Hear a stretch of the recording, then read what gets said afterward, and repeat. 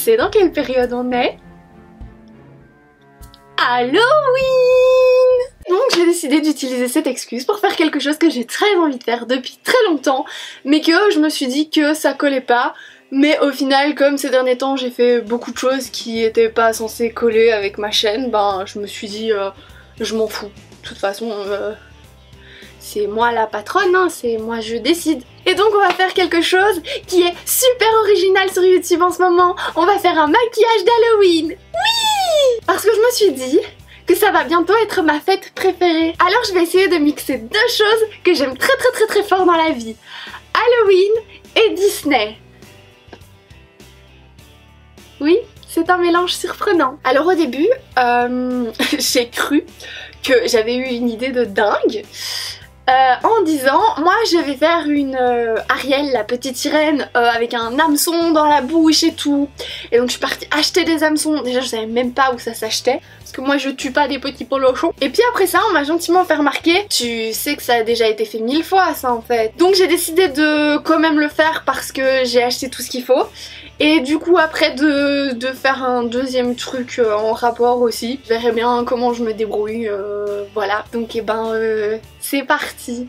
Je vais vous montrer ce qu'il y a dans ma tête. Bon alors pour le look basique d'Ariel, je l'ai pas fait hyper compliqué. Elle a un teint parfait, des grands yeux, des sourcils très fins, des lèvres rouges, voilà. C'est pas le truc le plus fidèle.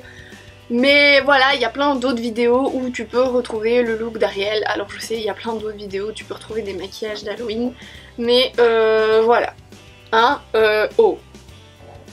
Alors pour faire un maquillage, il faut évidemment l'accessoire indispensable de youtubeuse maquillage.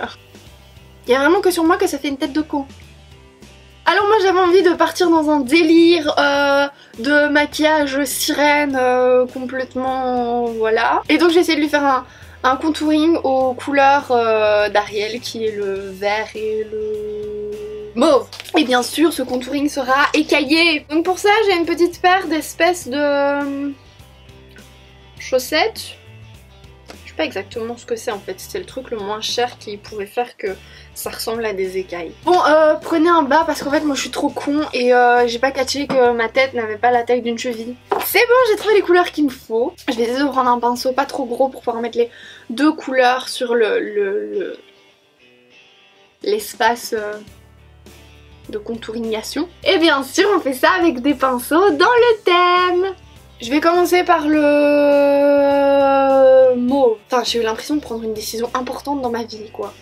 Vous l'avez senti aussi le tremblement dans ma voix du E, comme si ça allait changer quelque chose à ma vie.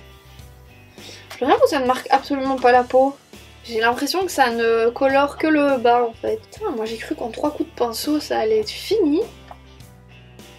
Ouais en fait on va se dire que je vais faire un contouring pas écaillé parce que ça pourrait hein si j'avais dû faire un paupière de qualité. On voit qu'il y a des écailles.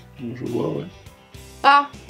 Bon bah il paraît qu'on voit qu'il y a des écailles donc c'est cool. Là le truc c'est d'essayer de faire ça exactement sur le même... Enfin que ce soit un peu symétrique quoi. Bon bah on va continuer toujours avec la technique du je prends mes doigts comme une clodo hein. Ah ouais alors comme c'est pas deux mêmes marques, il y en a un qui va péter de pigmentation et l'autre pas du tout. Putain et là ça donne un truc de malade. Bon je vais finir le vert et puis je vais voir pour...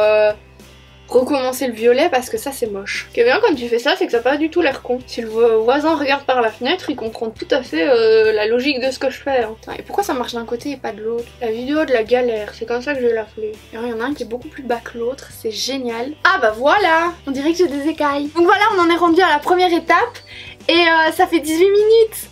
Ah là là. Alors après je continue le contouring comme ça là sur le côté en mauve.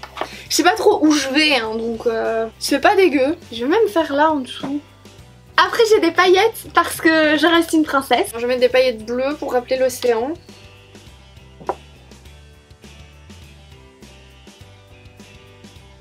Quoi ce truc? Est-ce que ça va réellement coller les paillettes? Putain, j'ai tellement pas confiance en ce produit.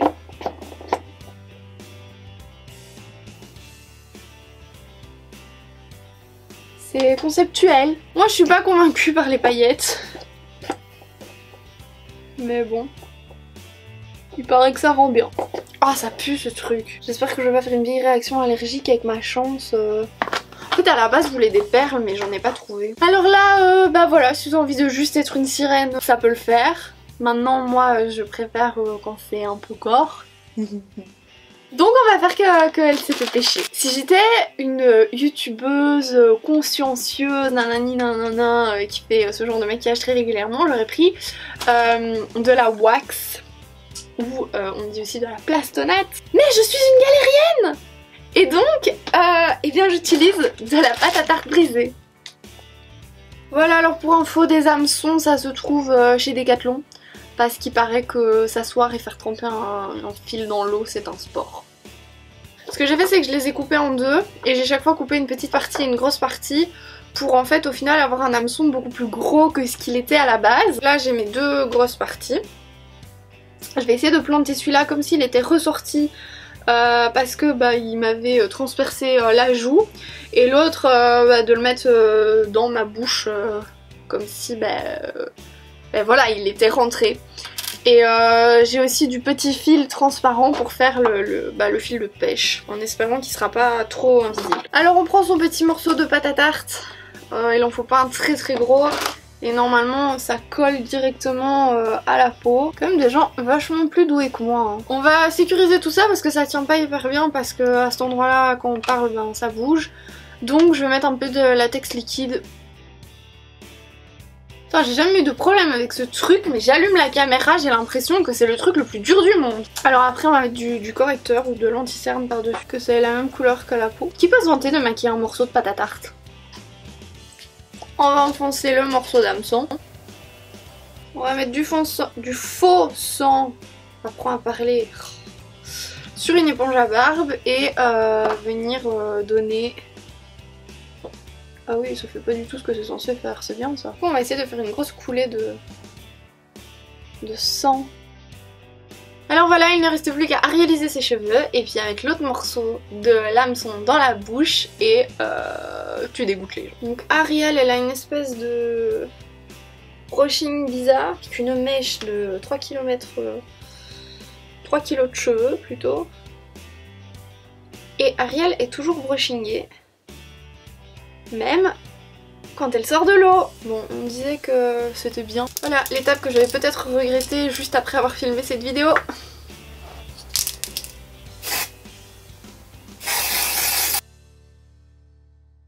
Ça te nique tes cheveux ce truc.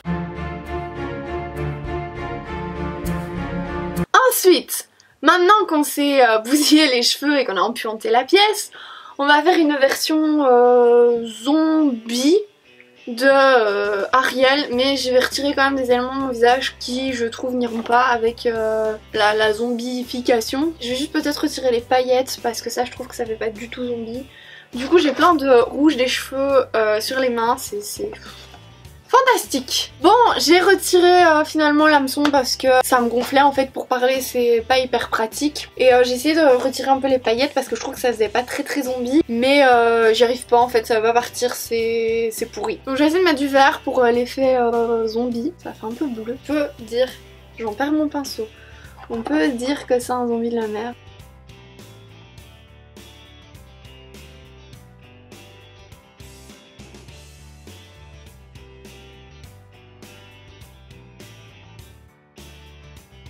Je pense que ce serait beaucoup plus facile avec un fard crème, mais j'en ai pas vraiment trouvé de super top qualité. Et voilà, la vidéo a déjà été assez galère pour plein de raisons.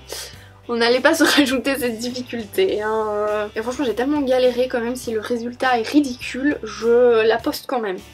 Rien à foutre. Alors maintenant on va faire les croûtes zombifiées. Je vais en faire une sur le front là. Donc des cernes.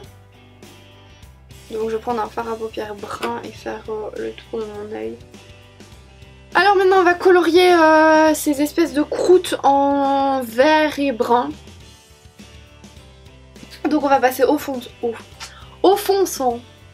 Donc on va passer au faux sang. En fait j'ai envie de m'en mettre vraiment tout plein autour de la bouche comme si j'avais mangé quelqu'un. Donc voilà comment se transformer en une espèce d'Ariel zombie. J'espère que ça va, que je me suis pas trop plantée, que j'ai pas trop fait un truc de merde et que ça vous a plu. Amour sur vous! Amour halloweenesque sur vous. Ah oui, et si tu veux savoir comment on fait un super polochon mangé, et ben il y a une autre vidéo bientôt.